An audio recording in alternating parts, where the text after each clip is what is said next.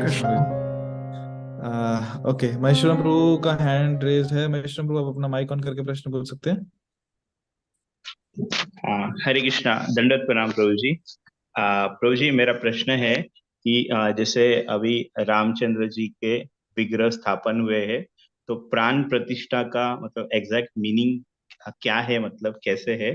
और जैसे कि अभी सेकंड है कि काफी लोग जो है वो रामचंद्र जी का भी वर्शिप करते हैं और कृष्ण का भी करते हैं, तो उसमें सिमिलैरिटी क्या है और डिफरेंस क्या है, तो वो जानना था। दो प्रश्न है, प्राण प्रतिष्ठा का अर्थ क्या होता है और भगवान कृष्ण के जो लोग सेवा करते हैं या उपासना करते हैं और भगवान रामचंद्र की जो उपासना करते हैं उनमें अंतर क्या है और उनमें समानता क्या है। तो पहला प्रश्न जो है कि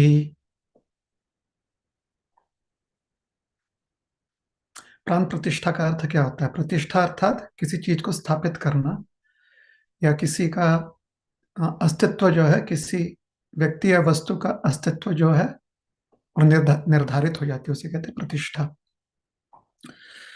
और फिर प्रश्न है कि प्राण प्रतिष्ठा का अर्थ क्या होता है।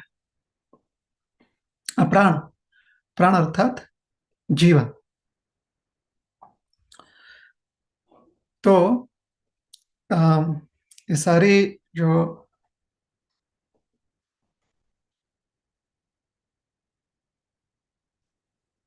जो प्रक्रिया थी उसका बहुत अच्छे से हमारे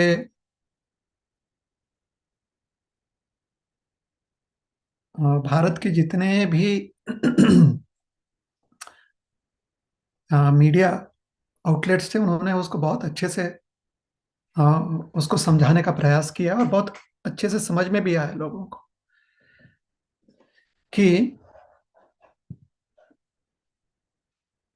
जब भगवान की हम सेवा करना चाहते हैं तो भगवान जो है हमारे इंद्रियों से सेवा हो सके इसके लिए विग्रह रूप में प्रकट होते हैं। विग्रह ये किसी न किसी धातु से बना होता है,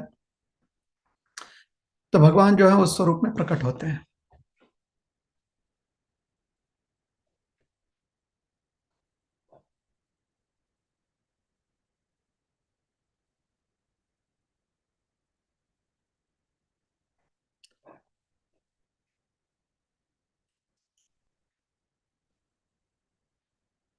तो उसकी प्रक्रिया यह है कि जो श्रेष्ठ महात्मा गण होते हैं या श्रेष्ठ चेतना के व्यक्तित्व होते हैं वो भगवान से आग्रह करते हैं कि वो अपने पूर्ण शक्ति और अपने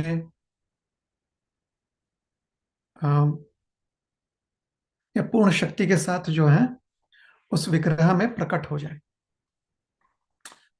वैसे तो भगवान संपूर्ण विश्व में पहले से ही व्याख्यात हैं,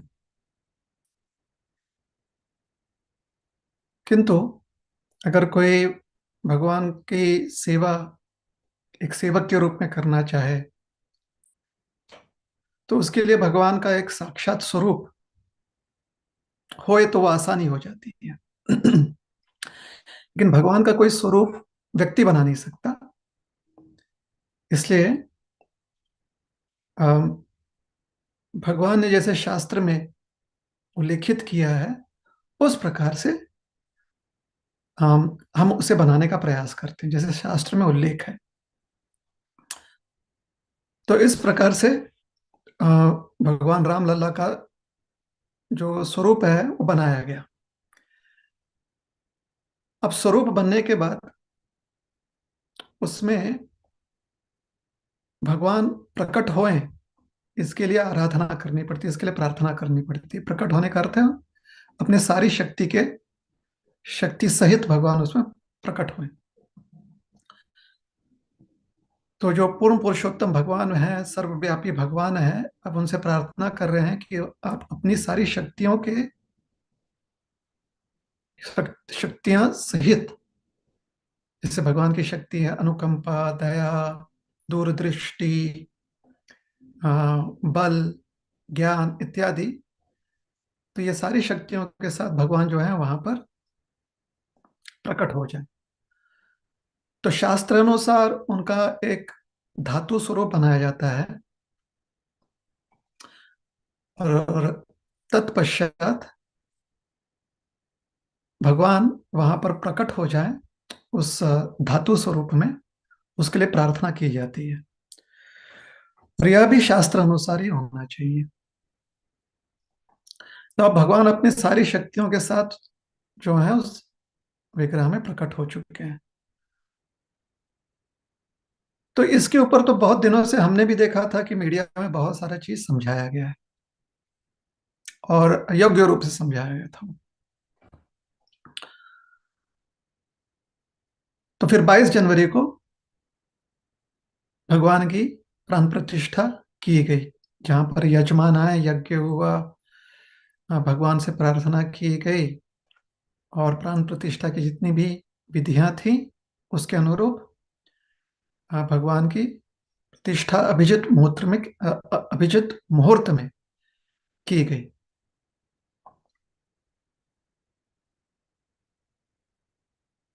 तो अब भगवान राम लल्ला जो है अपने सर्वशक्ति युक्त वहां पर प्रकट हो चुके हैं श्री अयोध्या धाम में। शक्ति के माध्यम से भगवान रामलला जो है संपूर्ण विश्व में, संपूर्ण ब्रह्मांड में व्याप्त है, क्योंकि भगवान की शक्ति असीमित है। साथ ही साथ भक्त की सेवा स्वीकारने के लिए भगवान जो है अपने आप को कुछ क्रियाओं में अपने भक्तों पर निर्भर हो जाते हैं। तो यह है भगवान की विग्रह सेवा। तो भगवान का श्रृंगार करना, भगवान को भोग लगाना इत्यादि जो है, भगवान को का विश्राम करवाना या उनको उठाना, ये सारी क्रियाएं जो हैं वो भगवान अपने आप को भक्त पर निर्भर कर देते हैं। शक्ति रूप में वो संपूर्ण ब्रह्मांड में व्याप्त हैं, अर्थात भगवान राम लल्ला की कृपा जो है 24 घंटे पूरे विश्व पर प्रभाव उसका है। जो भी भगवान की कृपा प्राप्त करना चाहे संभाजी नगर में या अन्यथा अन्य क्षेत्रों में, वो स्मरण करके भगवान की कृपा प्राप्त कर सकता है। अगर साक्षात रामलला के विग्रह स्वरूप में दर्शन प्राप्त होने और दर्शन प्राप्त करके कृपा प्राप्त करनी है, तो उसके लिए हम श्री अयोध्या धाम भी जा सकते हैं। तो शक्ति रूप में भगवान जो है संपूर्ण ब्रह्मांड में व्याप्त हैं, विग्रह में भी व्याप्त हैं, और विग्रह स्वरूप में कुछ क्रियाओं के लिए भक्तों पर निर्भर हैं ताकि भक्त सेवा कर सके। तो यह हो गई प्राण प्रतिष्ठा की बात। भगवान परम पिता के रूप में भी सबके साथ, या परम माता के रूप में सारे जीवों के साथ संबंध बनाए रखे हुए हैं। भगवान हमें हमारे परम पिता हैं, परम माता हैं। तो इस दृष्टिकोण से अब भगवान का अलग अलग जो स्वरूप है, जैसे 2 स्वरूपों का यहाँ पर वर्णन किया गया प्रश्न में, एक है प्रभु रामचंद्र जी के स्वरूप में और एक है भगवान कृष्णचंद्र के रूप में। तो उस पर चर्चा करेंगे। तो उदाहरण है एक पिता का, भगवान सबके पिता है। या एक माँ का, भगवान सबके माता है। तो एक परिवार में माता पिता के अलावा बच्चे भी होते हैं और अन्य भी संबंध होते हैं, जैसे दादा दादी, नाना नानी इत्यादि। लेकिन यहाँ पर सिर्फ माता पिता और उनकी जो संतान है उस संबंध को हम देखेंगे। तो एक परिवार में सोचिए दो संतान हैं, एक पुत्र है और एक पुत्री है। एक बालक है, एक बालिका है। बालक का मन करता है कि अपने पिता के साथ जाकर बाहर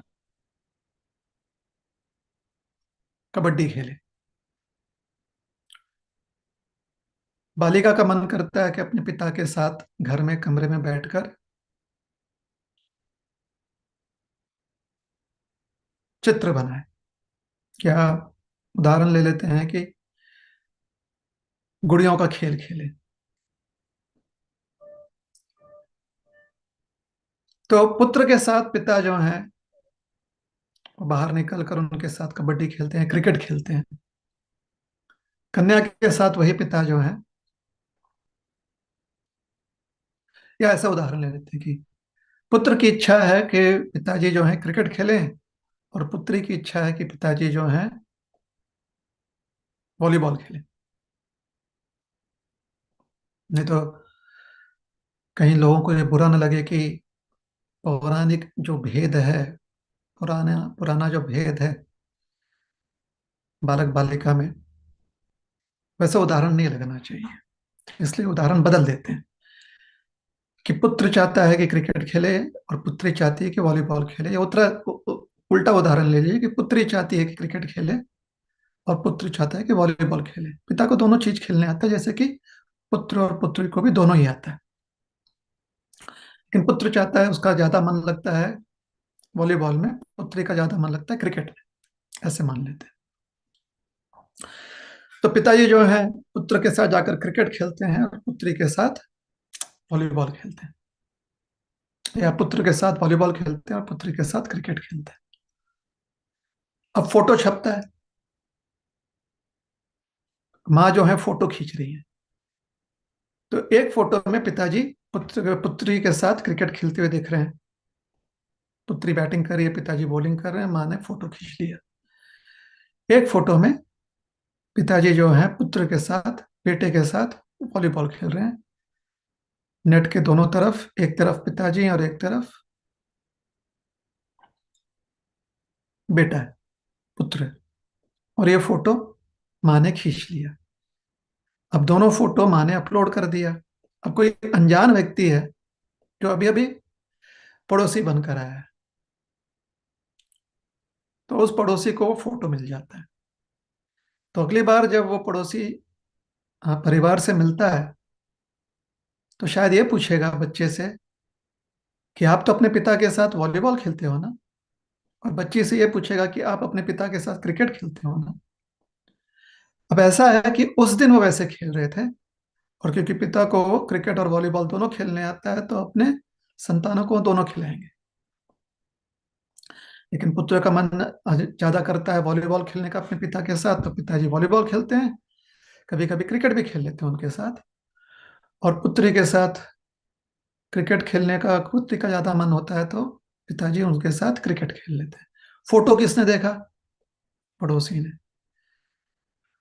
तो बेटा बोलता है कि हाँ, हमको बहुत अच्छा लगता है पिताजी के साथ वॉलीबॉल खेलना। बेटी बोलती है कि हाँ, हमें बहुत अच्छा लगता है पिताजी के साथ क्रिकेट खेलना। फिर पड़ोसी पूछता है, तो लड़के से पूछता है, तो आप क्रिकेट नहीं खेलते? तो वो कहे कि नहीं, क्रिकेट भी खेलते हैं, लेकिन वॉलीबॉल ज्यादा मन करता है। और पुत्री से पूछते हैं, आप वॉलीबॉल नहीं खेलती? तो बोलते हैं, नहीं ना, हम वॉलीबॉल भी खेलते हैं, लेकिन क्रिकेट खेलने का ज्यादा मन करता है। तो फिर वो पूछते हैं कि जब आप क्रिकेट खेलते हो तो तीनों मिलकर खेलते हो? बोले हाँ, लेकिन उस दिन तो फोटो में खाली आप और आपका भाई नहीं था फोटो में। तो कन्या कहती है, उस दिन नहीं था, ज्यादा करके जब भी उसे समय होता है, मन करता है, तो आकर हमारे साथ क्रिकेट खेलता है, नहीं तो वॉलीबॉल खेलने ही जाता है। और वैसे ही कन्या से पूछेंगे, हाँ, पुत्र से पूछेंगे कि फोटो में तो आपकी बहन नहीं है वॉलीबॉल खेलते हुए? तो कहते हैं कि नहीं, ज्यादा जब भी उसे मन करता है तो आकर हमारे साथ वॉलीबॉल खेल लेती है, नहीं तो अक्सर वो जाकर क्रिकेट ही खेलती है। उस दिन वो पिताजी के साथ क्रिकेट खेल रही थी, माँ ने फोटो खींच लिया। तो यहाँ पर हम देखते हैं कि क्रिकेट खेलते हुए पिताजी जो है वो बॉलर का स्वरूप है, वॉलीबॉल खेलते हुए पिताजी जो है हाथ से, क्योंकि वॉलीबॉल खेला जाता है, तो वो स्वरूप है। तो अगर पिताजी जो है, बेटा जब भी खेल रहा है उसके कोच के रूप में जाते हैं तो क्रिकेट को वॉलीबॉल कोच के रूप में जाएंगे, और बेटी जब भी खेल रही है टूर्नामेंट्स तो कोच के रूप में वो क्रिकेट कोच के रूप में जाएंगे। अब यही उदाहरण हम ले लेते हैं प्रभु रामचंद्र जी और कृष्ण जी, कृष्णचंद्र के संबंध में।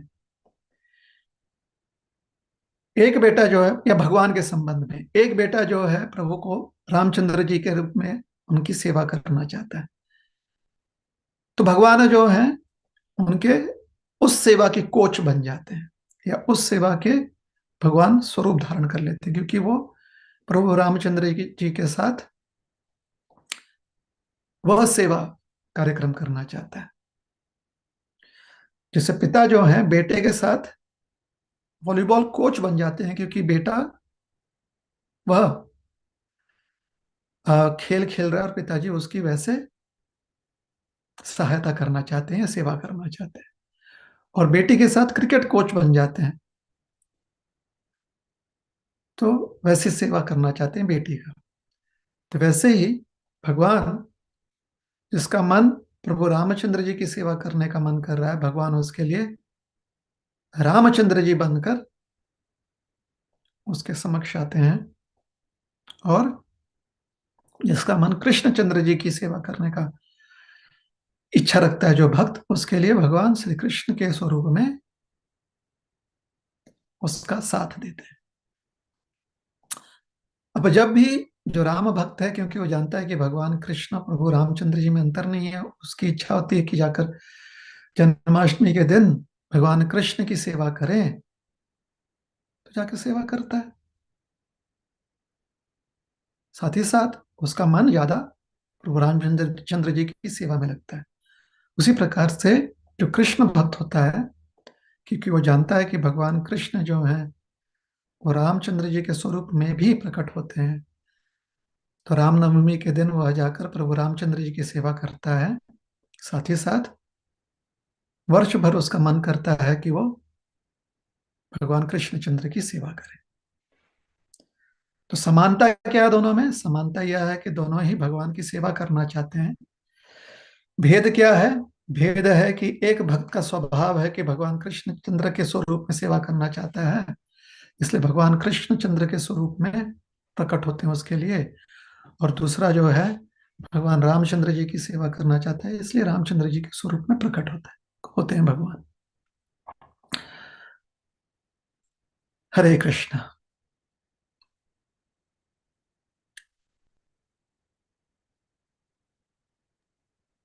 हरे कृष्ण। धन्यवाद प्रभु जी। महेश्वर प्रभु अपना अभिप्राय व्यक्त कर सकते हैं माइक ऑन करके। थैंक यू सो मच प्रभु जी।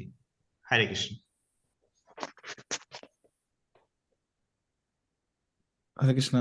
और भी भक्त जो प्रश्न पूछना चाहते हैं वो अपना हैंड रेस कर सकते हैं, आपको माइक ऑन करने का अवसर मिलेगा। अगला प्रश्न है रेवती जीवन प्रभु का। रेवती जीवन प्रभु, आप माइक ऑन करके प्रश्न पूछ सकते हैं। हरे कृष्णा। हरे कृष्ण प्रभु जी। जी प्रभु जी। हरे कृष्णा प्रभु जी। जी प्रभु जी बोलिए, आपकी आवाज आ रही है। प्रभु जी मेरा प्रश्न ऐसा है प्रभु जी से, क्या ब्राह्मण को नित्य शालिग्राम पूजा करनी चाहिए? क्या शालिग्राम हम घर में रख सकते हैं? और दूसरा प्रश्न ऐसा है मेरा, जब हमारे आत्मा के अंदर परमात्मा स्वरूप में भगवान रहते हैं तो फिर हम गलत काम से हमें रोकते क्यों नहीं?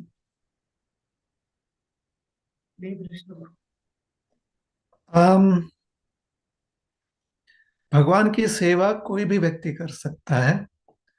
भगवान श्री शालिग्राम जी जिस स्वरूप में है, उसकी सेवा जो भी व्यक्ति करना चाहता है, तो जो जो सेवा पद्धति है शालिग्राम जी की, वो समझना बहुत आवश्यक है।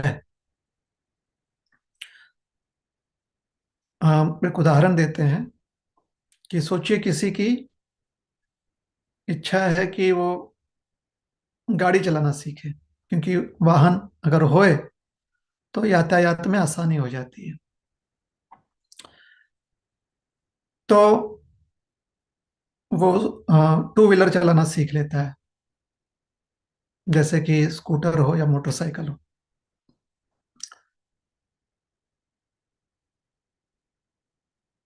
और फिर चार पहिए वाले वाहन भी सीख लेता है, जैसे कि कार हो। अगर उसकी इच्छा हो तो ट्रक भी चलाना सीख ले या बस भी चलाना सीख ले। अब उसे सब सोचिए, सारे प्रकार के वाहन, दो पहियों वाला, तीन पहियों वाला ऑटो रिक्शा हो, चार पहियों वाला कार हो, ट्रक हो या बस हो, उसे आता है। अगर उसकी इच्छा हो तो हवाई जहाज चलाना भी वो व्यक्ति सीख सकता है, और अब हो गया वो पायलट। अब एक समय पर वो सब चीज नहीं चला सकता, या अपने व्यापार के लिए, अपने व्यवसाय के लिए, अपने आ, जो भी आ,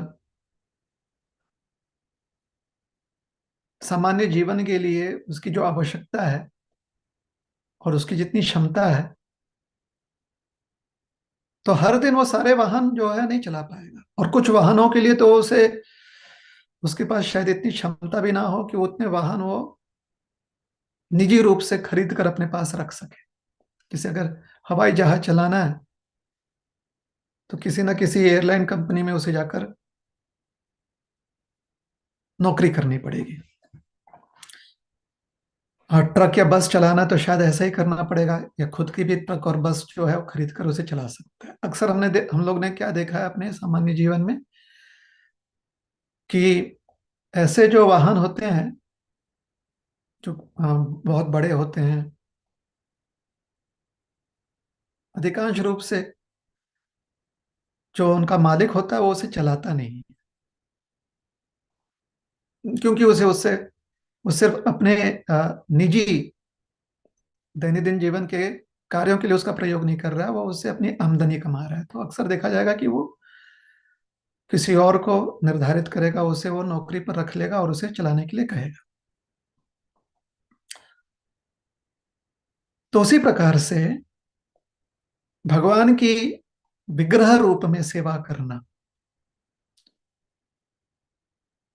ये अपनी क्षमता के अनुसार और अपने समय के अनुसार व्यक्ति को करना चाहिए, और उसके लिए अलग अलग योग्यताएं होती हैं। शालिग्राम जी की सेवा पद्धति जो है, जैसा हमने कहा, जो भी व्यक्ति वो सेवा पद्धति सीख ले वो कर सकता है। ऐसे नहीं कि जैसे आपने उदाहरण दिया कि जो ब्राह्मण है, क्योंकि वो ब्राह्मण है इसलिए वो शालिग्राम शिला की सेवा कर सकता है, ये आवश्यक नहीं है। उसी प्रकार से अलग अन्य वर्णों के जो लोग हैं वो शालिग्राम जी की सेवा कभी भी नहीं कर सकते, ये भी योग्य नहीं है। हर वर्ण का व्यक्ति, हर व्यवस्था का व्यक्ति जो है शालिग्राम जी की सेवा कर सकता है, अगर वह उसके उसकी योग्यता प्राप्त कर ले। तो योग्यता प्राप्त करने की आवश्यकता है। बिना योग्यता के सिर्फ अपने पास एक उपाधि है इसलिए हम योग्य हो गए हैं, ये एक योग्य धारणा नहीं है। सनातन धर्म में योग्यता पर जोर दिया गया है, ना कि सिर्फ उपाधियों का। तो शालिग्राम जी की जो सेवा है, वह सेवा बहुत ध्यानपूर्वक करने की आवश्यकता पड़ती है। इसलिए जिस व्यक्ति का दैनंदिन जीवन मुख्यतः सिर्फ सेवा अर्चना करने की है, जो अर्चक है, जो सेवा है, अर्थात जिसने अपने जीवन में यही विचार कर लिया है कि हमें अपना व्यवसाय जो है सिर्फ शालिग्राम जी की सेवा करनी है, यही रखना है, ना हम बाहर जाकर पैसा नहीं कमाएंगे, हम बाहर जाकर व्यापार नहीं करेंगे, हम सिर्फ सेवा करेंगे, तो उसके लिए योग्य है कि वह ऐसी सेवा स्वीकारे। अच्छा, अगर पुरातन काल से आपके परिवार में शालिग्राम जी की सेवा की जा रही है तो आवश्यक हो जाता है, क्योंकि शालिग्राम जी उस परिवार में उनके इष्ट देवता हैं, उनकी पूजा की जा रही है उनके पूर्वजों द्वारा, तो उस परिवार में व्यक्ति की एक जिम्मेदारी हो जाती है, उत्तरदायित्व हो जाता है कि परंपरागत जो सेवा चल रही है शालिग्राम जी की, वो सेवा चलती रहे। तो पूर्व काल में हमने देखा है कि ऐसे जो शालिग्राम जी की सेवा करते थे वो पूरी तरह से सेवक बन के अपना पूरा जीवन निकालते थे, सेवक के रूप में वो सेवा ही करते रहते थे। फिर उनके लिए अनाज, उनके लिए घर इत्यादि समाज के बाकी लोग जो हैं दान के रूप में उनके लिए प्रदान करते थे, वो दान के रूप में स्वीकारते थे। और कभी कभी जो है परंपरागत किसी के परिवार में ऐसे शालिग्राम शिलाएं हो तो उनके घर में भी जाकर यजमान की ओर से वो सेवा किया करते थे। तो शालिग्राम जी की सेवा के लिए यह बहुत आवश्यक है कि जो उनका पुजारी हो, जो उनका उपासक हो, जो उनकी उपासना कर रहा है, सेवा कर रहा है, वो पूरा अपना दिन का सारा समय जो है शालिग्राम जी की सेवा में लगा दे। और इसके लिए एक्सेप्शन खाली वह है कि जहां पर परंपरागत बहुत पीढ़ियों से शालिग्राम जी की सेवा परिवार में चली आ रही है, वह शालिग्राम जी की सेवा कर सकते हैं। और एक दृष्टांत शालिग्राम जी की सेवा इस या और एक स्थिति शालिग्राम सेवा की यह हो सकती है कि जब कोई श्रेष्ठ गुरु महात्मा जो है अपने शिष्य को शालिग्राम जी प्रदान करें और उनसे कहें कि आप सेवा कर सकते हो, तो सेवा के साथ साथ वो उन्हें योग्य भी बनाते हैं कि वो शालिग्राम जी की सेवा इस पीढ़ी से, ये प्रथम पीढ़ी से शुरुआत कर सकते हैं। तो यह भी हो सकता है। अंतरराष्ट्रीय कृष्ण भावना संघ इस्कॉन में श्रील प्रभुपाद जी ने घरों में विग्रह स्वरूप जो है, अर्थात भगवान का जो मानव स्वरूप है, जैसे कि गौर निताय का विग्रह स्वरूप है, श्री राधा कृष्ण का जो विग्रह स्वरूप है, जो मानव स्वरूप है, या जगन्नाथ बलदेव सुभद्रा जी का जो मानवीय स्वरूप है, अर्थात उनके आंख हैं, कान है, नाक है, उनका एक मानवीय शरीर जैसा जो स्वरूप है, उस स्वरूप में श्रील प्रभुपाद जी ने अपने अनुयायियों के लिए यह सेवा घर में कर सकते हैं, ऐसे हमें अनुमति दी है। श्रील प्रभुपाद जी ने घर में शालिग्राम जी की सेवा होए प्रथम पीढ़ी से शुरुआत, अर्थात अभी जो पीढ़ी है उसके द्वारा सेवा होए, उसकी विशेष अनुमति नहीं दी है। इसका यह अर्थ नहीं है कि आप सेवा नहीं कर पाओगे, अनुमति नहीं दी गई है विशेष रूप से। अर्थात इस्कॉन के मंदिरों में वह सेवा प्रभुपाद जी ने कहा है कि हमें करनी चाहिए जब भी सेवा अवसर प्राप्त हो। तो मंदिरों में भी शालिग्राम जी की सेवा जो है, इस्कॉन मंदिर, क्योंकि इस्कॉन मंदिर जो है 1966 के बाद जो है इस संसार में प्रकट हुए, तो अभी यही कह सकते हैं कि दूसरी पीढ़ी या तीसरी पीढ़ी इस्कॉन के भक्त जो हैं सेवा कर रहे हैं। तो श्री प्रभुपाद जी ने कहा कि शालिग्राम जी की सेवा मंदिरों में होनी आवश्यक है, तो वह भी मंदिरों में हमने शालिग्राम जी की उपासना गुरुजनों के आशीर्वाद से प्राप्त की है और उसकी शुरुआत की है। तो अगर किसी नवनिर्माण मंदिर में शालिग्राम जी की सेवा करनी है या प्राण प्रतिष्ठा विग्रहों की करनी है, तो महात्माओं के माध्यम से की जाती है। घर में विग्रह सेवा जो है अन्य रूप से, जैसे हमने कहा कि मूर्तियां ले आते हैं और फिर हरिनाम संकीर्तन यज्ञ द्वारा भगवान से प्रार्थना करते हैं कि भगवान उस मूर्ति स्वरूप में, विग्रह रूप में प्रकट होकर उस घर में सेवा स्वीकार करें। तो जहां जहां गुरुजनों ने, इस्कॉन के भी भक्त समुदाय में देखा गया है कि जहां जहां गुरुजनों ने अपने शिष्यों को अनुमति दी है सेवा करने की, तो वहां पर वो सेवा की जा सकती है। हाँ, और गुरुजन अक्सर अनुमति तभी देते हैं जब शालिग्राम जी की सेवा आजीवन की जाए। एक भी दिन ऐसा नहीं होना चाहिए कि शालिग्राम जी की सेवा ना हो।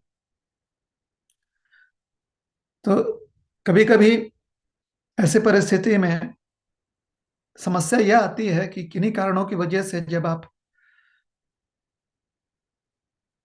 शालिग्राम जी अपने साथ रख नहीं पाते हो और इसे सेवा नहीं कर पाते हो, तो प्रश्न पूछते हैं कि क्या हमारे घर में कोई और सेवा कर सकता है क्या?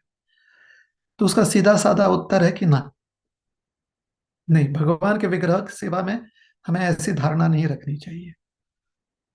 शालिग्राम जी की सेवा एक उपासक सेवा है। ऐसे नहीं कि परिवार का हर सदस्य जो है जैसे जैसे उन्हें समय मिले सेवा करे, ऐसी उपासना उनकी नहीं होती है। एक उपासक सेवा अर्थात परिवार में कोई एक व्यक्ति, पिता हो, पुत्र हो, अन्य कोई व्यक्ति हो, वह उनकी उपासना करे। श्री श्री गौर निताय जी या श्री श्री जगन्नाथ बलदेव सुभद्रा मैया जी, ये कभी कभी लोग जो हैं चित्र स्वरूप में नरसिंह देवी जी की भी सेवा करते हैं। तो उनकी सेवा परिवार का कोई भी सदस्य जो है टर्न बाय टर्न कर सकता है। किंतु शालिग्राम जी की सेवा पद्धति जो है एक उपासक सेवा है, कि जो उनकी उपासना करना चाहता है वह व्यक्ति आजीवन उनकी उपासना करे। तो क्या इतनी योग्यता हमें है? यह बात इसका विचार करना पड़ेगा। हाँ, अगर कोई शालिग्राम जी की सेवा जो है आजीवन कर रहा है, वो व्यक्ति किसी और के घर में जाकर उनके शालिग्राम जी की सेवा कर सकता है, क्योंकि वो शालिग्राम जी की उपासना कर रहा है। तो ऐसा जो उपासक होता है वो कर सकता है, लेकिन घर का सदस्य जो है टर्न बाय टर्न करे कि सोमवार को पिता करेगा, मंगलवार को पुत्र करेगा, ऐसी सेवा नहीं। अगर ऐसी सेवा करना चाहते हैं शालिग्राम जी की, तो पिताजी एक शालिग्राम जी की सेवा करें, पुत्र अन्य शालिग्राम जी की सेवा करें। तो इसलिए अक्सर यही उपदेश दिया जाता है कि घर में आप शालिग्राम जी की सेवा तभी करें जब आप पूरे मन से एक उपासक के रूप में शालिग्राम जी की सेवा कर पाएंगे। शालिग्राम जी की सेवा पुरातन काल में घर में इसलिए की जाती थी क्योंकि भगवान के धातु स्वरूप में विग्रह प्राप्त करना कठिन होता था, और शालिग्राम जी जो है उनकी प्राप्ति हो जाती थी। गंडक नदी से शालिग्राम जी प्राप्त हो जाते हैं। लेकिन आज जो धातु स्वरूप में अर्थात अष्टधातु, पंचधातु, या फिर आप संगमरमर में जो स्वरूप पाते हैं, पूर्व काल में वह स्वरूप प्राप्त करना इतना आसान नहीं था, क्योंकि इतनी फैक्ट्रियां नहीं थी ना। और शालिग्राम जी फैक्ट्री में बनते नहीं है, गंडक नदी से प्राप्त होते, गंडक नदी से शालिग्राम जी पुरातन काल में अधिक मात्रा में प्राप्त हो जाते थे। इसलिए घर घर जहां पर भी भगवान के विग्रह स्वरूप में उपासना की जाती थी, वहां पर शालिग्राम जी की सेवा की जाती थी, ताकि आप शालिग्राम जी को भोग लगा सके। भगवान के एक जो विशेष सेवा करने की आवश्यकता पड़ती है, वह है भगवान की अन्न का भोग लगाना, ताकि परिवार में भगवान व्यक्ति जो है प्रसाद रूप में अन्न ग्रहण कर पाए। जहां जहां भगवान के ऐसे विग्रह नहीं हुआ करते थे, जिन घरों में पुरातन काल में, आज से 100 वर्ष पूर्व या उससे आगे 100, 200, 300 इत्यादि वर्ष पूर्व, जहां जहां घरों में भगवान के विग्रह नहीं होते थे, चित्र नहीं होता था, शालिग्राम जी नहीं होते थे, वहां पर उन घरों से यज्ञ लाया जाता था। उन घरों के यज्ञ कुंड से अग्नि लाया जाता था। जिस अग्नि का चूल्हा जलाया जाता था, इस अग्नि से चूल्हा जलाया जाता था, और माना जाता था क्योंकि यज्ञ कुंड से अग्नि लाई गई है, तो चूल्हा में वही अग्नि है जो यज्ञ कुंड की अग्नि है। और शास्त्र में समझाएगा कि भगवान यज्ञ कुंड में अग्नि स्वरूप में प्रकट होते हैं, और तभी उनमें आहुति दी जाती है, उनको भोग लगाया जाता है अग्नि स्वरूप में। भगवान जो है अग्नि स्वरूप में प्रकट होते हैं यज्ञ कुंड में। तो पूर्व काल में यज्ञ कुंड इसलिए 24 घंटे जो है यज्ञ कुंड में अग्नि रहती थी, ताकि वहां से जिसकी जैसी जैसी आवश्यकता हो वो अग्नि ले जाकर अपने घर में प्रज्वलित कर सके चूल्हा में। और वह चूल्हा जिसमें ऐसी अग्नि प्रकट हुई है, यज्ञ कुंड से आई हुई अग्नि प्रकट हुई है, हाँ, उसका भोग जो है, हाँ, भगवान को जिस भी स्वरूप में आप अर्पण करना चाहते हैं, मंत्र स्वरूप में अर्पण करना चाहते हैं, तो मंत्र द्वारा वो भोग भगवान को लगाकर फिर प्रसाद रूप में उसे ग्रहण किया जाता था। तो यह पद्धति थी। आज हमें यज्ञ कुंड से अग्नि प्राप्त करने की आवश्यकता इसलिए नहीं पड़ सकती है क्योंकि मूर्तियां फैक्ट्री में बनती हैं, दुकानों में बनती हैं, वहां से हम मूर्ति लाकर संकीर्तन यज्ञ द्वारा भगवान से प्रार्थना करते हैं कि मूर्ति स्वरूप में प्रकट हो जाए और उन्हें भोग लगाया जा सकता है और अन्य सेवाएं की जा सकती हैं। तो यह जो सेवा है भगवान के प्रति, भोग सेवा, भगवान को भोग लगाने की सेवा, यह अत्यंत आवश्यक है, क्योंकि हर व्यक्ति को सिर्फ भोग लगाया हुआ ही अन्न जो है प्रसाद रूप में ग्रहण करना चाहिए। तो हमने ये दृष्टिकोण आपको प्रदान किया कि विग्रह स्वरूप में भोग सेवा, अन्न भोग सेवा की कितनी आवश्यकता है। शालिग्राम स्वरूप जो है उसमें भगवान का एक उपासक सेवा बहुत आवश्यक है, इसलिए आसानी से एक उपासक जो है भगवान शालिग्राम जी की सेवा कर सकता है। श्रृंगार करने की ज्यादा आवश्यकता नहीं है, हाँ, उसके लिए अलग अलग श्रृंगार वस्त्र, श्रृंगार के अलग अलग पदार्थों की आवश्यकता नहीं पड़ती, इसलिए थोड़ा आसान हो जाता है शालिग्राम जी की सेवा करना। किंतु एक उपासक सेवा है वो। और भगवान की जो विग्रह सेवा है उसकी भी चर्चा हमने की। और शालिग्राम जी की सेवा उपासना अगर किसी ने करनी है तो उसकी पद्धति क्या है, 3 प्रकार के हमने पद्धतियां समझाई। एक पद्धति वह है, तीनों में एक चीज आवश्यक है कि आपको अपने आप को योग्य बनाना है ताकि आप शालिग्राम जी की सेवा आजीवन कर सके। तो आजीवन सेवा की एक पद्धति वह है। दूसरी पद्धति हमने समझा है कि जो परंपरागत पद्धति आई हुई है उसमें जो हमारे पूर्वज हैं, एक पिता जो हैं, अपने संतान को वो पद्धति सिखाते हैं और उस पद्धति अनुसार उस घर में शालिग्राम शिला की सेवा की जा सकती है। इसी के अनुसार जो है मंदिरों में जो निर्मित मंदिर होते हैं वहां पर भी शालिग्राम जी की सेवा इसी पद्धति से की जाती है, जहाँ गुरुजन जो हैं वह शालिग्राम जी प्रदान करते हैं ताकि मंदिरों में उनकी सेवा की जा सके। और तीसरी पद्धति है घरों में जहां पर शालिग्राम जी की सेवा की जा सकती है कि एक उपासक सेवक के, एक उपासक रूप में उपासना करने की अगर किसी की इच्छा है तो गुरुजन से प्रार्थना कर सकते हैं और ऐसे गुरुजन जो है उन्हें सेवा सब पद्धति समझाकर उन्हें योग्यता प्रदान कर सकते हैं। तो कोई भी शालिग्राम जी की सेवा कर सकता है, वर्ण की कोई बाधा नहीं है। ब्राह्मण वर्ण का उल्लेख शास्त्रों में इसलिए आता है क्योंकि ब्राह्मण का कर्तव्य होता है कि वह अपने आप को योग्य बनाए।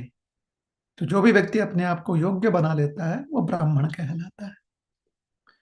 अगर आपने किसी ब्राह्मण परिवार में जन्म लिया, अर्थात ऐसे परिवार में जन्म लिया है जहां पर आपके माता पिता ब्राह्मण पद्धतियों के अनुसार योग्य हैं, तो माता पिता आपको सिखा सकते हैं।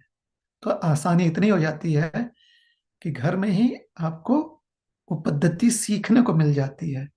लेकिन जब तक आप उस पद्धति में दीक्षित ना हो, अपने गुरु द्वारा या अपने पिता गुरु द्वारा दीक्षित ना हो, तब तक आपने ब्राह्मण उपाधि को प्राप्त नहीं किया है।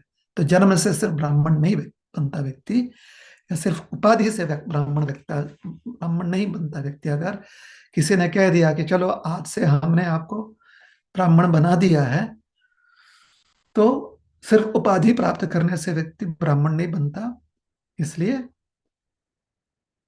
जब किसी को यह उपाधि प्राप्त होती है, जिसने भी वो उपाधि प्रदान की है, उनका कर्तव्य होता है कि पहले वो उनको योग्य बनाए, उनको पद्धति सिखावें और उनसे कम से कम यह आश्वासन ले कि आजीवन जो है इस पद्धति का वह अनुसरण करेंगे, इस पद्धति का पालन करेंगे। तब व्यक्ति जो है वह ब्राह्मण उपाधि के योग्य होता है। तो किसी के कहने मात्र से कोई ब्राह्मण नहीं बनता, किसी समाज के स्वीकृति मात्र से वो ब्राह्मण नहीं बनता, सिर्फ जन्म से वो ब्राह्मण नहीं बनता। ब्राह्मण पद्धति की सीख जो है, जब व्यक्ति समझ जाता है और उसे कोई योग्य समझता है, उसकी योग्यता को मान्यता मिल जाती है, तब वह व्यक्ति ब्राह्मण कहलाता है। हरे कृष्ण।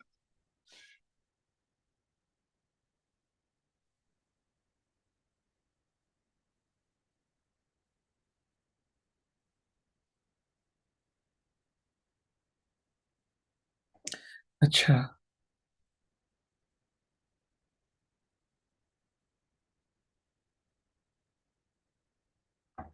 हरे कृष्ण। हरे कृष्ण। धन्यवाद गुरु जी। रेवती जीवन ट्रू, आप अपना माइक ऑन करके अभिप्राय व्यक्त कर सकते हैं।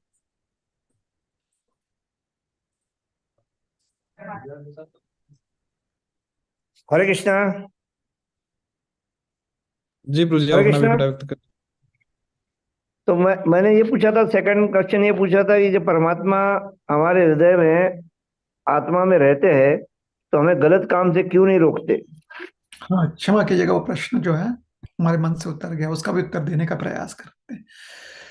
देखिए, परमात्मा हमारे नौकर नहीं है कि हमारे अच्छे काम के लिए भी हमें हमसे अच्छे काम करवाए और बुरा काम जो है वो भी हमसे करवाए। वो हमारे नौकर नहीं है। नौकर से काम करवाया जाता है, और ना ही परमात्मा हमारे मालिक हैं कि हमें नौकर की तरह हमसे काम करवाए। तो जब हम बोलते हैं कि परमात्मा हमसे क्यों नहीं अच्छा काम करवाते, तो हम क्या चाहते हैं कि परमात्मा को अपना नौकर बनवाएं और कहें कि चलिए अपनी नौकरी कीजिए, हमसे अच्छा काम करवाएं और बुरा काम होने से हमें रोकें? यह संभव नहीं है।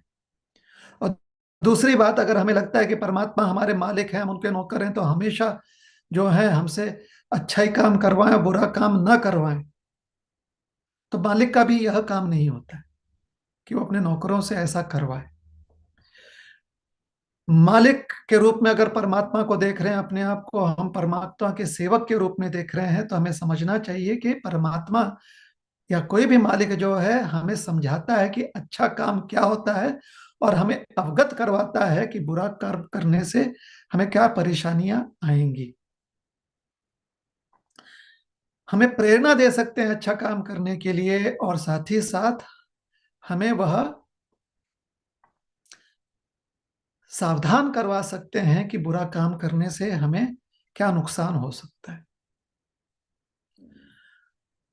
तो अगर हम भगवान को अपना मालिक समझ रहे हैं, भगवान को अपना स्वामी समझ रहे हैं, तो भगवान ने अपना कर्तव्य तो अच्छे से निभा दिया।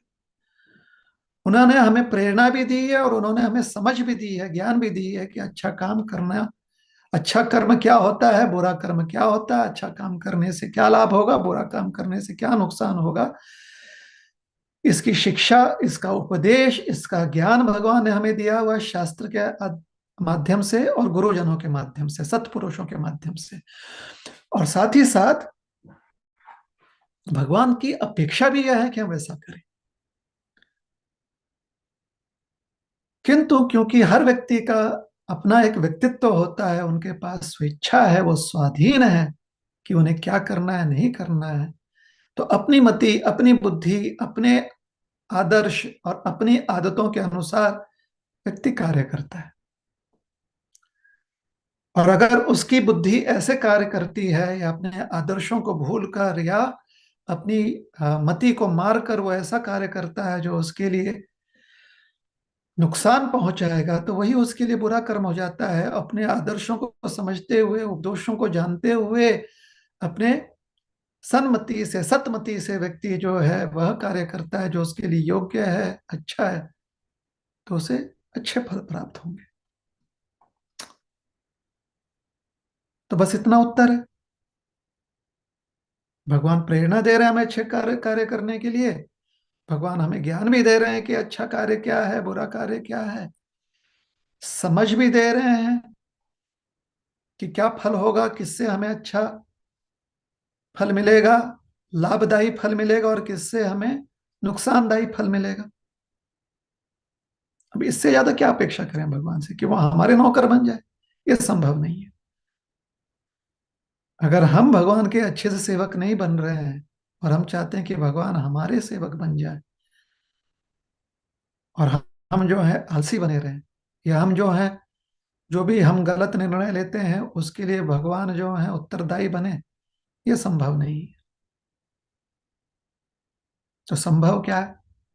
संभव यह है कि व्यक्ति जो है ज्ञान प्राप्त करे, आदर्शों को समझे, अपने आदर्शों पर चले, जो सत उपदेश प्राप्त है वो हमेशा ध्यान में रखे, और वही कार्य करे जिससे लाभ प्राप्त होता है, और उन कार्यों के प्रति कभी भी आकर्षित ना हो जिनके बारे में पहले से ही सावधान किया गया है और जिससे नुकसान पहुंच सकता है, स्वतः को नुकसान पहुंच सकता है।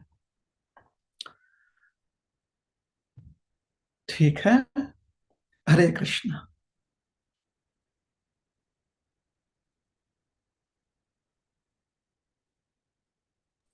हरे कृष्ण। रेवती जी ध्रुव, आप अपना अभिप्राय व्यक्त कर सकते हैं माइक ऑन हरे करके। Krishna, thank you bro, thank you very much. Hare Krishna. आ, और भी जो भक्त प्रश्न पूछना चाहते हैं अपना हैंड रेस कर सकते हैं, आपको माइक ऑन करने का अवसर मिलेगा। अगला प्रश्न यहाँ पे है जय श्री बोरोले माता जी का। माता जी माइक ऑन करके प्रश्न पूछ सकते हैं। हरे कृष्णा। हरे कृष्णा राधे मुझे। जी माता जी बोलिए। हाँ प्रभु जी, मुझे ये कहना है कि हमारे घर में हमने विग्रह की स्थापना की है, तो जो लोग मांस मछली वगैरह खाते हैं, तो उन लोगों को घर में प्रवेश देना या उनके घर पे कभी ना रिलेटिव्स है करके जाना और उनके घर पे कोई खाना वगैरह ये सब छोड़ना चाहिए कि रिलेटिव्स को बुरा ना लगे, इसलिए वो जारी रखना चाहिए सर? अगर देखिए, सबसे पहले ये स्पष्ट कर दें कि अपने संबंधियों के साथ और अन्य किसी भी व्यक्ति के साथ ऐसा भेदभाव करना योग्य नहीं है। क्या उनका भोजन पद्धति है उसके अनुसार उनके साथ व्यवहार का यह भेदभाव करना योग्य नहीं है। कौन आपके घर में आएगा कौन नहीं आएगा इसका निर्णय आप ले सकते हैं, लेकिन जहां पर संबंध होता है, उन संबंधों में सामने वाले व्यक्ति ने हमारे साथ संबंध रखते हुए हम पर बहुत सारे आ, उनका हम पर बहुत सारा ऋण हो सकता है। उस जब तक वो ऋण चुकता ना हो तब तक ये भेदभाव नहीं कर सकते। अगर ऐसा भेदभाव करना है तो हम आपको सतर्क करना चाहते हैं कि फिर सब्जियां कहाँ से खरीदते हैं, क्योंकि वो सब्जी आपके घर में आना चाहिए कि नहीं आना चाहिए ये भी ध्यान रखना पड़ेगा। तो फिर खुद की सब्जियां उगाना शुरू कर दें, इतना ही भेदभाव करना है। आपके कपड़े जो आप पहनते हैं वो कौन से दुकान से आ रहे हैं या किसने उन कपड़ों को बनाया है, वो भी आपको भेदभाव करना पड़ेगा। दूध आपका कहाँ से आता है वह भी भेदभाव करना पड़ेगा। यहां तक कि आप कौन से वातावरण में सांस ले रहे हैं वो भी भेदभाव करना पड़ेगा ना आपको। ट्रेन में बैठे हुए आप जा रहे हैं, गाड़ी में बैठे हुए जा रहे हैं, तो वहां पर कोई मांस भक्षण करने वाला व्यक्ति बैठा हुआ है, तो फिर वहां पर आप कह सकते हैं भेदभाव के अनुसार कि इनके भोजन पद्धति के अनुसार वातावरण भी जो है दूषित हो चुका है। तो पहली बात इस प्रकार से विशेष करके जो मित्रगण हैं, जो सगे संबंधी हैं, उनमें ऐसा भेदभाव नहीं करना चाहिए, क्योंकि उनके बहुत ऋण हैं हम पर। हमने उनसे कभी ना कभी कोई ना कोई हमने लाभ लिया हुआ है। हाँ, आप यह कर सकते हैं कि जब भी उनसे आप संपर्क करें तो, या वह आपके घर में आए, तो हमें आप उन्हें प्रसाद दीजिए ना खाने के लिए। तो कम से कम आपके घर में जब वह आते हैं तो प्रसाद ग्रहण करते हैं। अभी दूसरा उदाहरण लीजिए, तो मंदिरों में भी हमको जो है भेदभाव करना पड़ेगा कि मंदिर में कौन क्या खा रहा है नहीं खा रहा है उसका भेदभाव करें। तो ये तो संभव नहीं है ना, भगवान तो सबके हैं। भगवान जब भेदभाव नहीं करते हैं, भगवान प्रेरित करते हैं लोगों को कि जीव हिंसा सिर्फ स्वाद के लिए ना करें। लेकिन भेदभाव तो नहीं करते कि अगर कोई जीव हिंसा करके अपने स्वाद के लिए जीव हिंसा करता है, मांस खाता है, तो मंदिर में नहीं प्रविष्ट होगा ना। भगवान कहते हैं कि उनके कर्मों का फल उन्हें मिलेगा। हाँ, आप यह निर्धारित कर सकते हैं कि आपके घर में कौन आवे कौन ना आवे, ये आप निर्धारित कर लीजिए। आपके घर में जितने सदस्य हैं सब उससे सम्मत हैं, तो आप निर्धारित कर सकते हैं कि आपके घर में यह व्यक्ति आ सकते हैं और अन्य व्यक्ति नहीं आ सकते। लेकिन जब जिस प्रकार से प्रश्न है ना, तो उसमें लोगों के मन में शंका आ सकती है कि अभी छुआछूत की यहाँ पर बीमारी हो रही है, कि कोई छूत है कहीं अछूत है।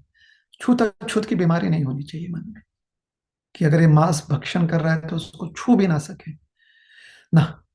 ये बहुत गलत बात है, इस प्रकार से भेदभाव करना।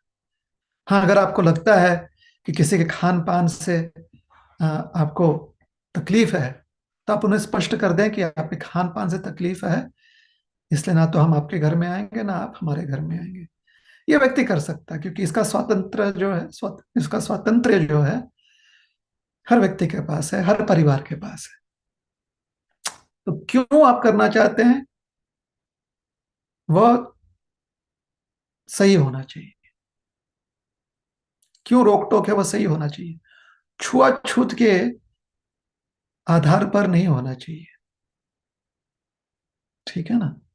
क्योंकि आज विज्ञान जो है बहुत आगे बढ़ चुका है। पहले कुछ समय में कुछ समाज में, हमारे पूरे सनातन समाज में ऐसा नहीं था, लेकिन सनातन समाज के कुछ भाग में या विश्व भर में कहीं ना कहीं छुआछूत की बीमारी थी। किस व्यक्ति का स्पर्श अगर हो जाए तो हम दूषित हो गए। और ये बीमारी इतनी हो गई थी कि अगर किसी की परछाई पड़ जाए तो व्यक्ति अपने आप को दूषित समझता था।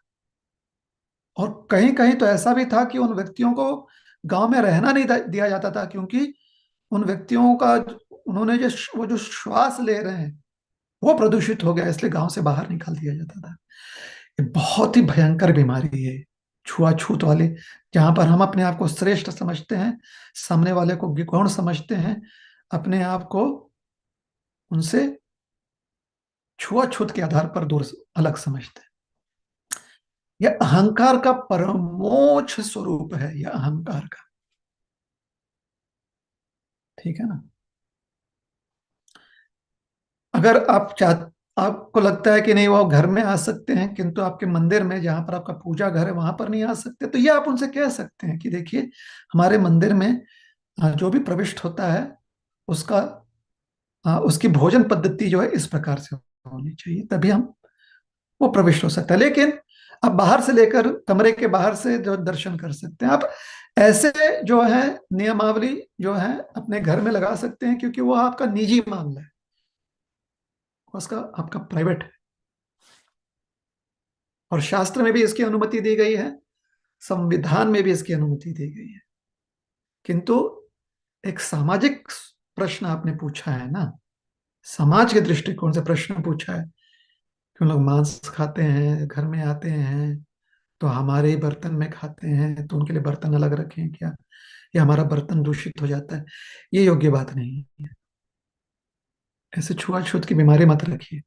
हाँ, अगर आपको बर्तन अलग रखने हैं तो सामने वाले को आप बताइए कि इस कारण से हम बर्तन अलग रख रहे हैं।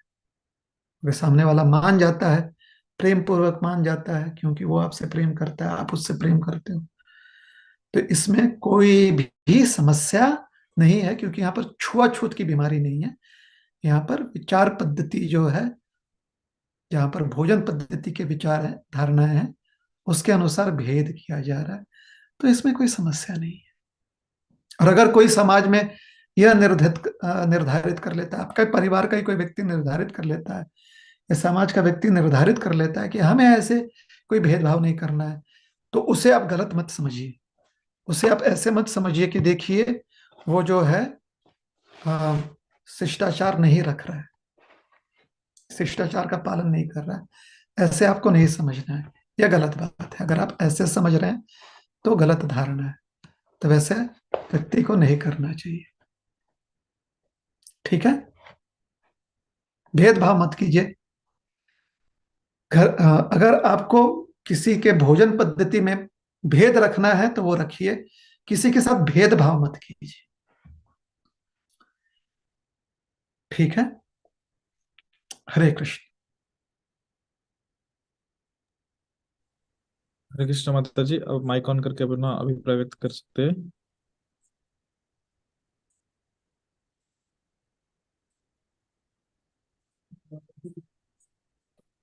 हरे कृष्ण, जय श्री माता जी, आप अपना माइक ऑन कर सकते हैं। हाँ जी प्रभु जी। ओके, हरे कृष्ण, धन्यवाद।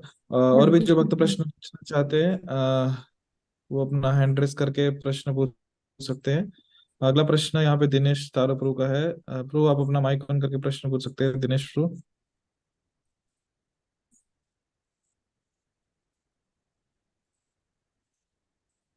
ओ हरे कृष्ण प्रभु। एक एक मिनट, थोड़ा सा रुक जाइए। पिछले प्रश्न के ओके। संबंध में एक डिस्क्लेमर यह देते हैं, डिस्क्लेमर नहीं लेकिन सूचना देना चाहते हैं कि अनुरोध सबसे यह है कि जितनी जीव हिंसा कम हो सके कम कीजिए, और विशेष करके भोजन पद्धति में जितनी जीव हिंसा कम हो सके उतना प्रयास कीजिए। अगर आप मांस, मछली इत्यादि खाना छोड़ सकते हैं, और आपको आपको जो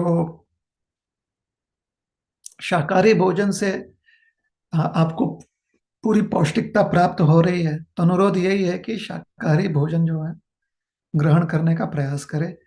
उसके पीछे का उद्देश्य यह है कि जीव हिंसा सिर्फ अपने स्वाद संतुष्टि के लिए नहीं करना चाहिए। तो अनुरोध यह है और सूचना भी यही है। हरे कृष्ण।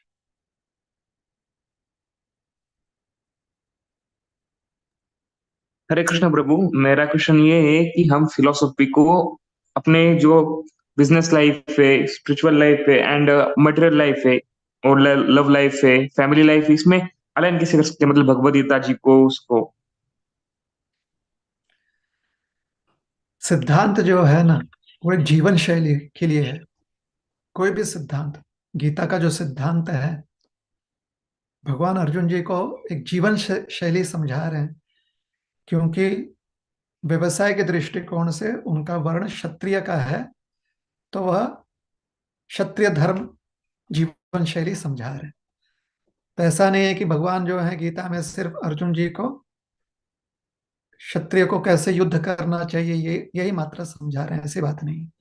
इसलिए भगवत गीता में आपकी विचार शैली दैनंदिन जीवन में कैसे होनी चाहिए, आपको किस प्रकार से पठन करना चाहिए, किस प्रकार से व्यवहार करना चाहिए, 3 गुणों के अनुसार कैसे व्यवहार अलग अलग पद्धतियों की होती हैं, यह सब समझाया गया है। ठीक है, तो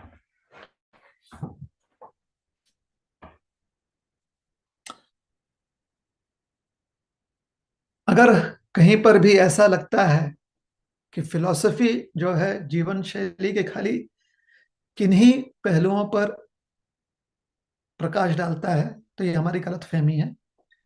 इसलिए फिलॉसफी सिद्धांत जो है सही रूप से समझने का प्रयास कीजिए। सिद्धांत सत्य पर आधारित रहता है, और जितने भी आपने अलग अलग आपके जीवन के संबंधों का वर्णन किया है, उस उन संबंधों में सत्य की स्थापना करने का प्रयास कीजिए। वो संबंध सत्य के आधार पर होने चाहिए, और क्योंकि सिद्धांत सत्य से संबंधित ही होता है, तो हमारे जीवन के हर पहलू में सिद्धांत का महत्व है, फिलॉसफी का महत्व है। बहुत ही ब्रीफ, संक्षिप्त में कहना चाहें तो कण कण में और हर जीव के हृदय में भगवान परमात्मा स्वरूप में है। इसलिए जिनके साथ भी आप संबंध बनाए, हमारे भी हृदय में परमात्मा के स्वरूप, परमात्मा स्वरूप में है।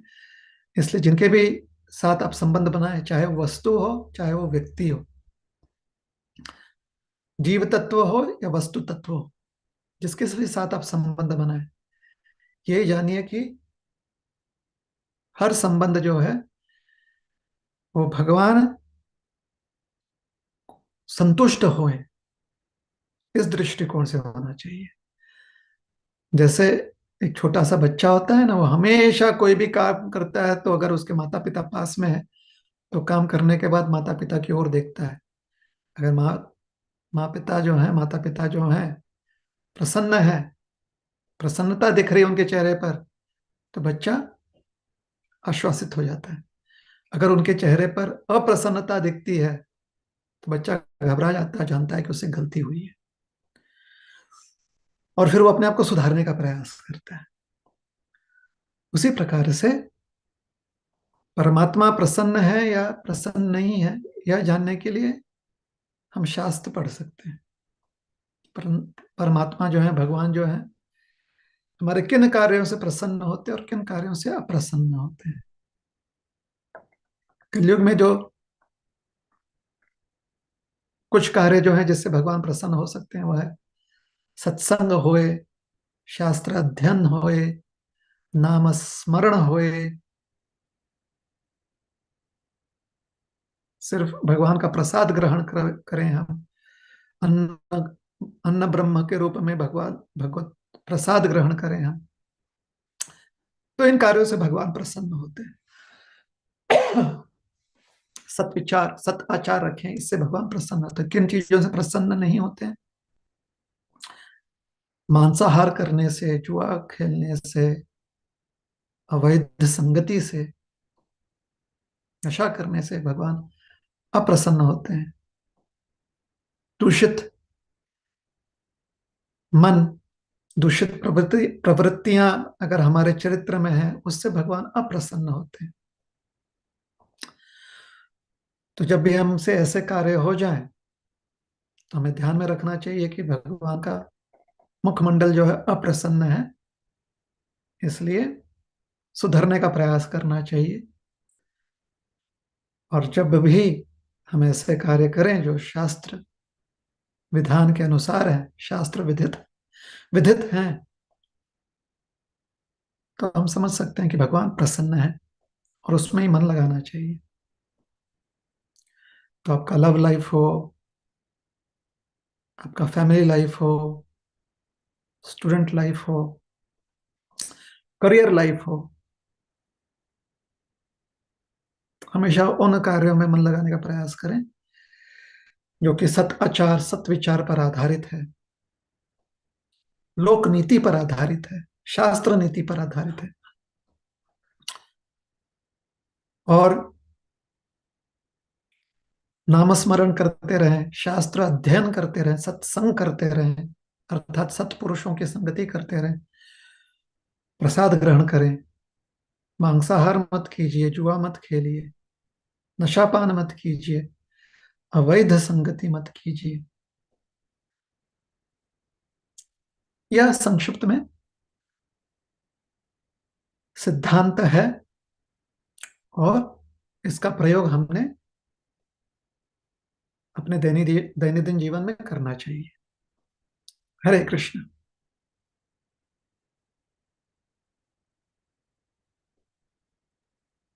हरे कृष्ण प्रभु, thank you so much. And आपने भगवान का मीनिंग मतलब नहीं कि भगवान भगवान ने बताया गीता में कि मैं आपका यश भी हूँ, और मैं आपका मतलब नहीं कि मैं एक आदमी का मतलब संघर्ष भी हूँ। तो मतलब भगवान को खुश रखना मतलब इसका मीनिंग, प्रैक्टिकल मीनिंग क्या है, मुझे समझ में ही नहीं आया भगवान।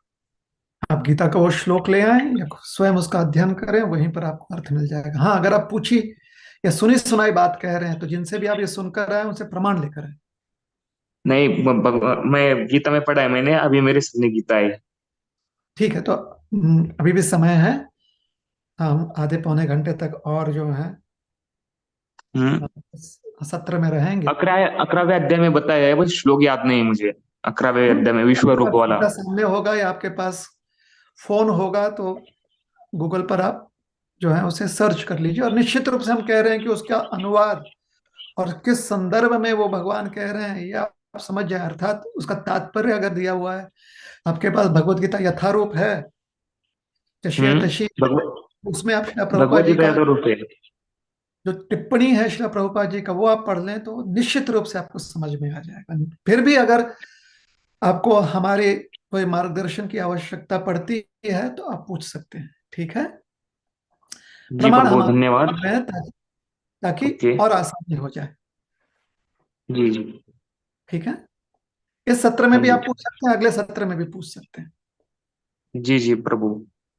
हरे कृष्ण। हरे कृष्ण प्रभु। मेरा नेक्स्ट क्वेश्चन ये है कि हमसे गलतियां हो जाती तो हमें माफी कैसे मांगनी चाहिए? मतलब नॉर्मल तो माफी माफी मांगते, बट अंदर से नहीं, हमारे अंदर ईगो को साइड में रखकर नहीं, माफी कैसे मांगनी चाहिए, ये मेन बात है। जो गलतियां हमारे संविधान के विरुद्ध की गई हो तो संविधान के अनुसार उसका उस उसका जो भी निर्णय दिया जाए उसका हमें पालन करना पड़ेगा।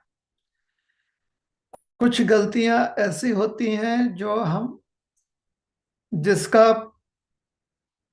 प्रभाव परिणाम जो है वह संस्कार के रूप में होते हैं, और इसके बारे में संविधान भी स्पष्ट करता है कि संविधान अर्थात जो लोक मान्यता है, जिस देश जिस समाज में हम रहते हैं उसमें कुछ चीजें जो हैं वो योग्य समझी गई हैं और कुछ गलत मानी गई हैं। तो अक्सर विशेष करके हमारे भारत में जो संविधान है, भारतीय संविधान, वो हमारे धर्म शास्त्रों पर बहुत हद तक जो है आधारित है। उसी में समझाया गया है कि कुछ कुछ जो है वो व्यक्ति के वैयक्तिक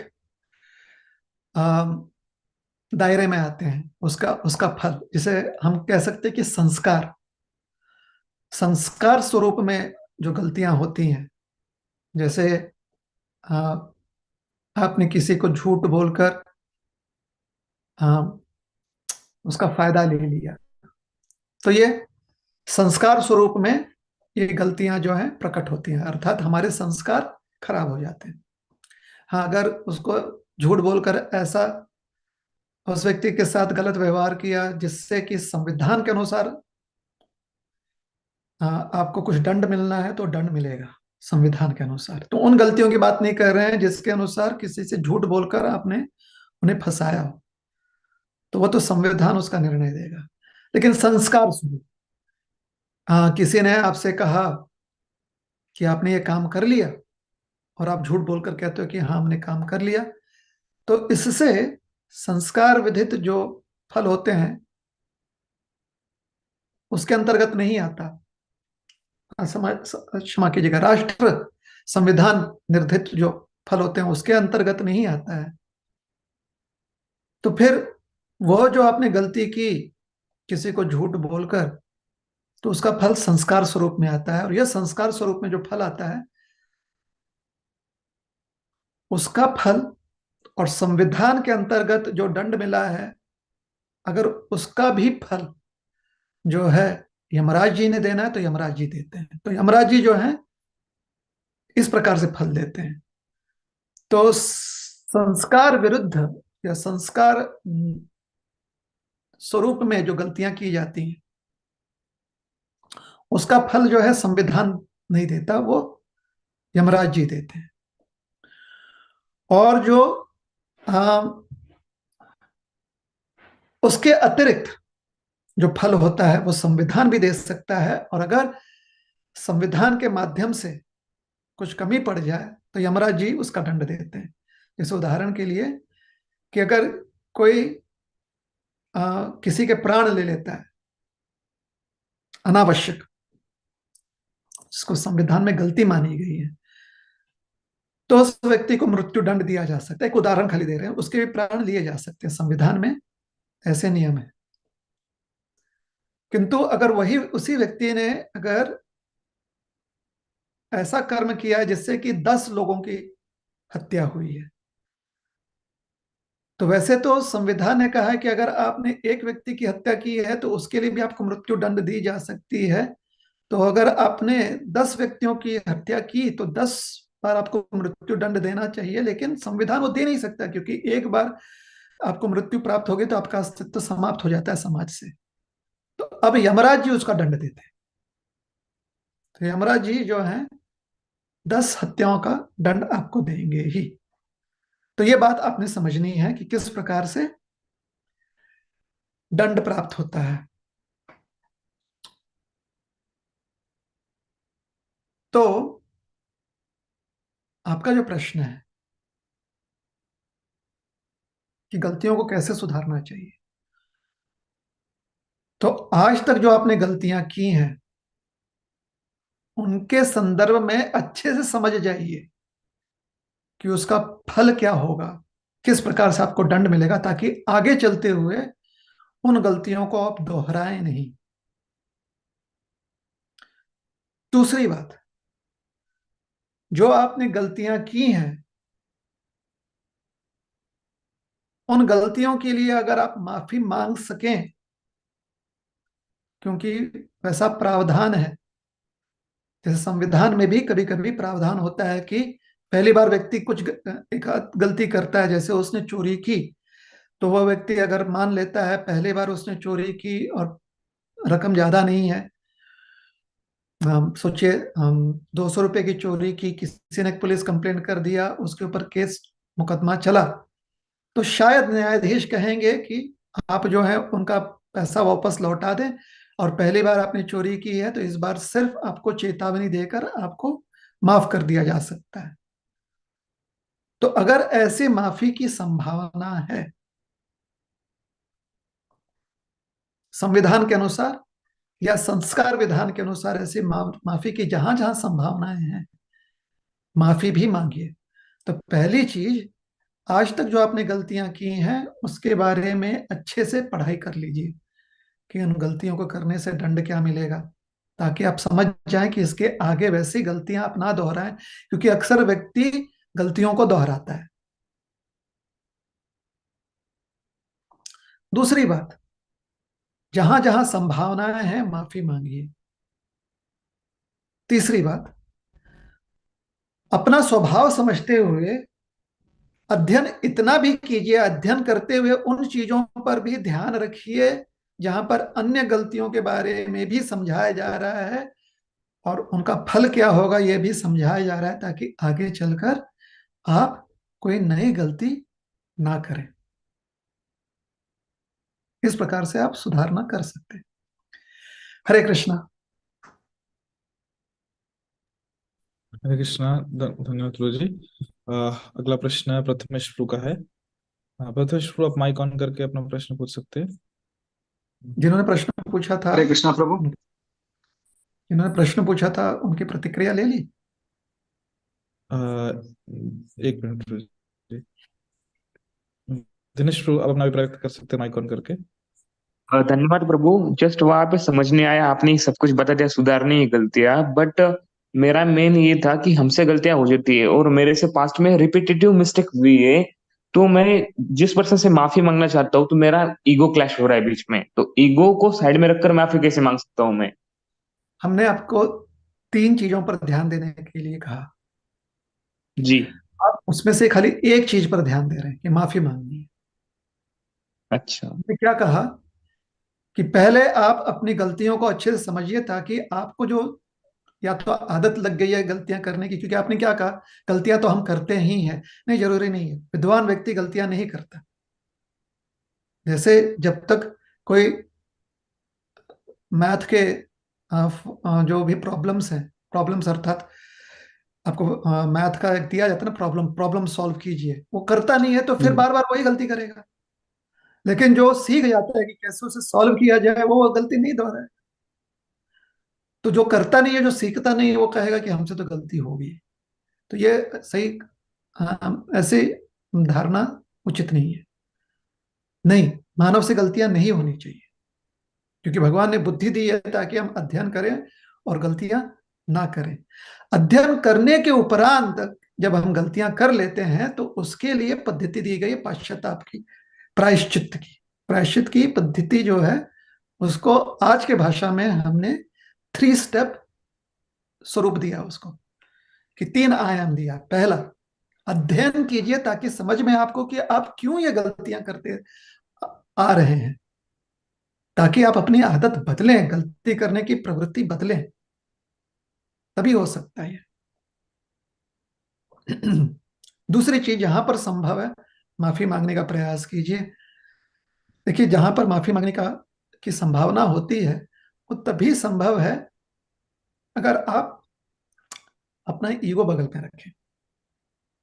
जबरदस्ती कोई आपसे माफी मंगवा ले तो उसे माफी नहीं की जाती। उसे किया जाता है कि उसे कहा जाता है कि आपने बस सामने वाले की बात मानी है, आपने अपनी गलती मानी नहीं है। तो उस माफी का कोई भी लाभ नहीं मिलता, वो दोगलापन है।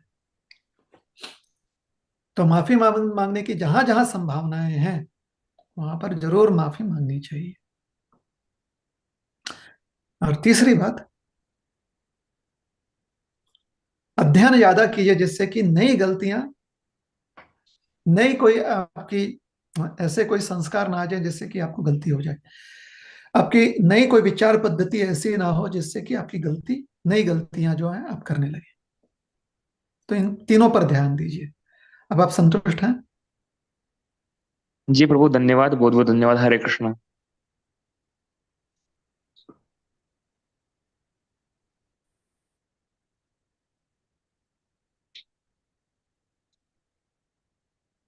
अरे, एक मिनट।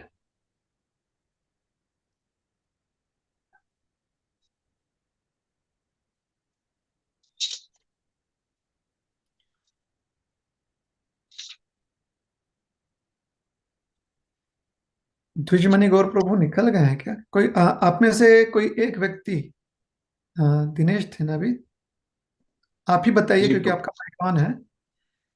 क्या आपको इसमें द्विजमणि गौर प्रभु दिख रहे हैं क्या लिस्ट में? एक मिनट प्रभु, हाँ है अभी प्रभु। अभी दिख गए, धन्यवाद।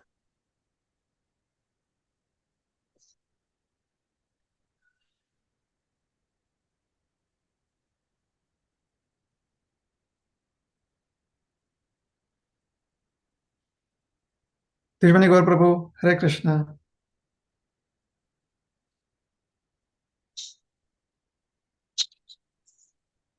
द्विजमणि गौर प्रभु, अपने आप को आप अनम्यूट कर लीजिए, आपको होस्ट बना दिया गया है।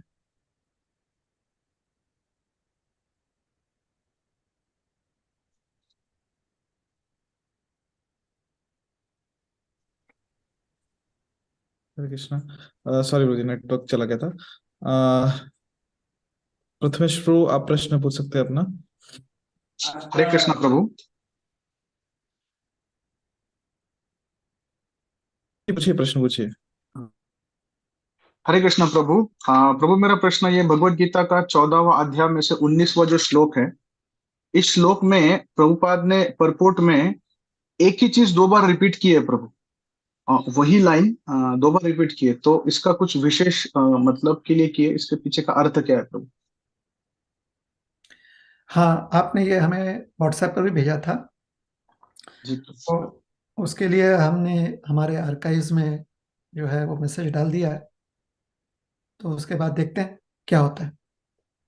ठीक है। हाँ, चलेगा प्रभु जी। हरे हरे कृष्ण।